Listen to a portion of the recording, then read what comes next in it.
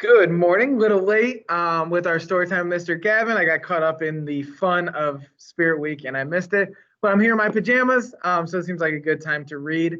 So we're going to keep going with the one and only Ivan. Remember where we left off last week?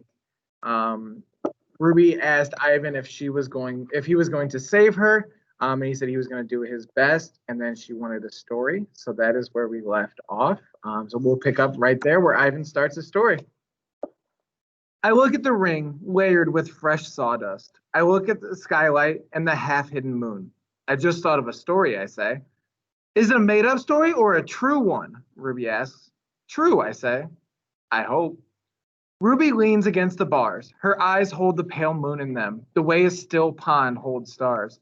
Once upon a time, I say, there was a baby elephant. She was smart and brave, and she needed to go to a place called a zoo. What's a zoo? Ruby asks. A zoo, Ruby, is a place where humans make amends. A good zoo is a place where humans care for animals and keep them safe. Did the baby elephant get to the zoo? Ruby asks softly. I don't answer right away. Yes, I say at last. How did she get there? Ruby asks. She had a friend, I say. A friend who made a promise. How? It takes a long time, but finally Ruby returns to sleep. Ivan, Bob whispers, yawning. What you said about the zoo? How are you going to do that? Suddenly I feel as if I could sleep for 1,000 days. I don't know, I admit. You'll think of something, Bob says confidently. His voice trails off as his eyes close. What if I don't? I ask, but Bob is already asleep. His little red feet dance, and I know he's running in his dreams. Remembering. Bob and Ruby sleep on. I don't sleep. I think about the promise I made to Stella and the pictures I've made for Ruby, and I remember. I remember it all. What they did. We were clinging to our mother, my sister and I, when the humans killed her. They shot my father next. Then they chopped off their hands, their feet, their heads. Something else to buy. There's a cluttered, musty store near my cage. They sell an ashtray there. It's made from the hand of a gorilla. Another Ivan. When morning comes and the parking lot glimmers with dew, I see the billboard on the highway. There I am, the one and only Ivan, bathed in the pink light of dawn. I look so angry with my furrowed brow and clenched fist. I look the way my father did the day the men came. I am, I suppose, a peaceful sort. Mostly I watch the world go by and think about naps and bananas and yogurt raisins. But inside me, hidden, is another Ivan. He could tear a grown man's limbs off his body. In the flicker of time it takes a snake's tongue to taste the air, he could taste revenge. He is the Ivan on the billboard. I stare at the one and only Ivan, at the faded picture of Stella, and I remember George and Mac on their ladders, adding the picture of Ruby to bring new visitors to the Exit 8 Big Top Mall and Video Arcade. I remember the story Ruby told, the one where the villagers came to rescue her. I hear Stella's kind, wise voice. Humans can surprise you sometimes. I look at my fingers coated in the red paint, the color of blood, and I know how to keep my promise. Days. During the days I wait. During the nights I paint. I worry when Mac takes Ruby into the ring. He carries the claw stick with him all the time now. He doesn't use it. He doesn't have to. Ruby isn't fighting back anymore. She does whatever Mac asks. I close my eyes. I dip my fingers into the paint. When I am done with one piece of paper, I set it aside to dry. It's so small, just one sheet, and I'm going to need so many. I move on to the next, and the next, and the next. It's a giant puzzle, and I'm making the pieces one by one. By morning, my floor is covered with paintings. I hide the paintings under my pool of dirty water before Matt can see them.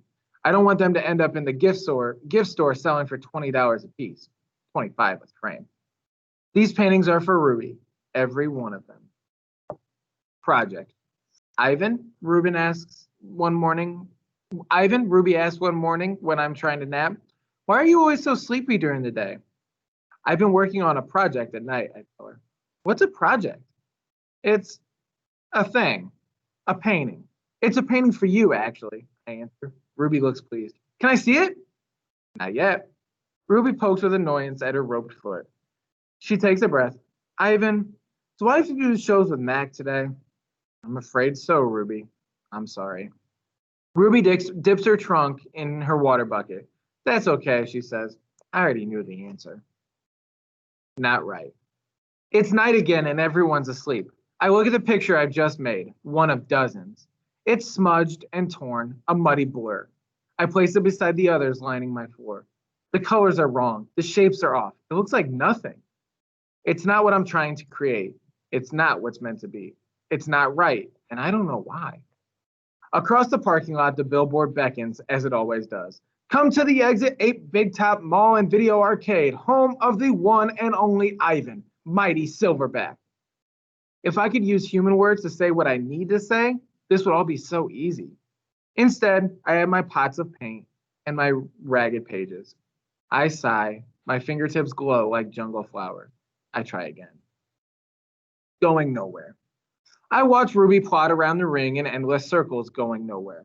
More visitors have been coming, but not many. Max says Ruby's not picking up the slack after all.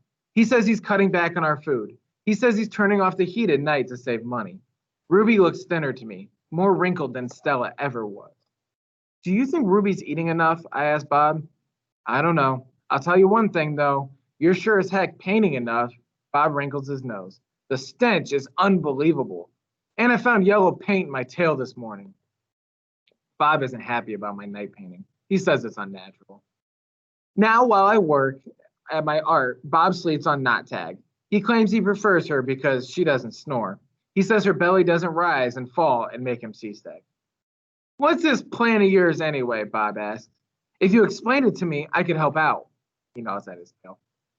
Maybe I could help you come up with something that doesn't involve, paint. I can't explain it, I tell him. It's an idea in my head, but I can't get it right. And anyway, I'm almost out of supplies. I should have known I wouldn't have enough. I kick at my tire swing.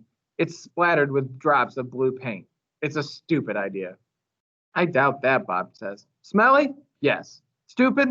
Never. Bad guys. Most of the day I doze. Late in the afternoon, Mac approaches. Bob slips under Knot Tag. He prefers to keep a low profile around Mac. Mac's gaze falls on my pool. A corner of my painting is visible. What's that, big guy? He asks. I calmly eat an orange, ignoring him, but my heart is racing.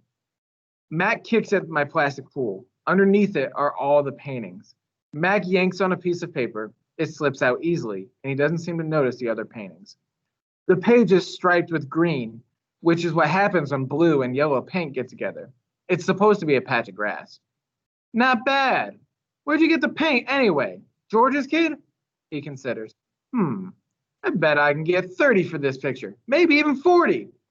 Mac turns on my TV. It's a Western. There's a human with a big hat and a small gun. He has a shiny star pinned to his chest. That means he's the sheriff, and he'll be getting rid of all the bad guys. If this sells quickly, I'm getting you some more of that paint, buddy, Max says. He walks away with my painting, Ruby's painting. For a moment, I imagine what it would feel like to be the sheriff. And that's where we're going to stop today. I will be better next week and get it done on Wednesday. But thank you guys for checking in. As always, make sure you're checking our YouTube page for morning meeting, for stories.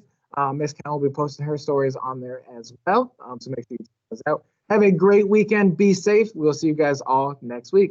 See ya.